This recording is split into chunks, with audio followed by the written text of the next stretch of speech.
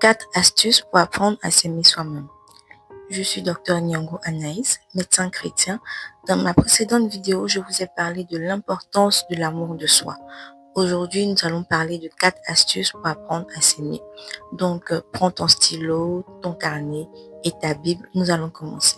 La première astuce est de reconnaître ton identité d'enfant de Dieu et d'aimer Dieu.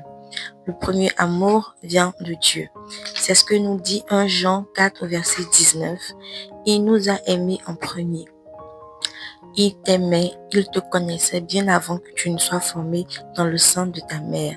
C'est ce que tu peux constater dans le psaume 139 au verset 16. Reconnaître que tu es un enfant de Dieu te permettra de te rendre compte que tu es une perle, un trésor et que tu as de la valeur aux yeux de Dieu. Ouvre ta Bible au psaume 139 au verset 14. Il est dit: je te loue de ce que je suis une créature si merveilleuse. Tes œuvres sont admirables et mon âme le reconnaît bien.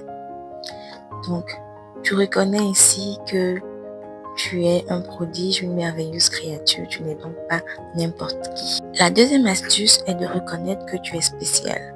Et ta personne, avec ses qualités et ses défauts, est importante pour l'œuvre que Dieu veut faire avec toi.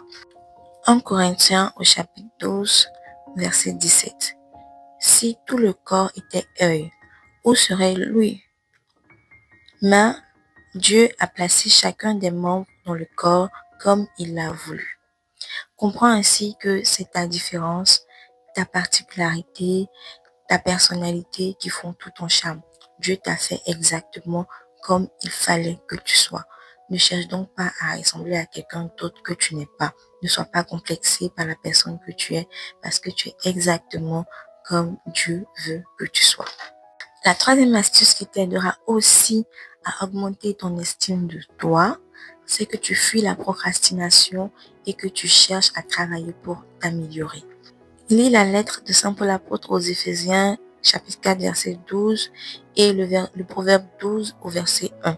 Tu comprendras ainsi que Dieu veut que nous atteignions la perfection, ce qui passe par la correction de nos mauvaises habitudes, de nos mauvais caractères et par l'apprentissage de nouvelles choses.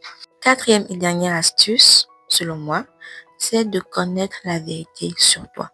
Il y a un passage que pratiquement tout le monde connaît, c'est « Mon peuple périt par manque de connaissance ». Et un autre passage, c'est « Connaissez la vérité et la vérité vous rendra libre ». Reconnais tes forces, tes faiblesses. Fais une activité de rétrospection et rends-toi compte de tout ce que tu as déjà réalisé, de quelle belle personne tu es. Non pas pour t'enorgueillir, mais pour faire naître en toi un sentiment de fierté et pour reconnaître tout ce que Dieu a fait de bon pour toi dans ta vie. Par ailleurs, connaître la vérité sur toi te fortifiera de sorte que tu ne te laisses pas atteindre par les critiques et les mauvaises paroles.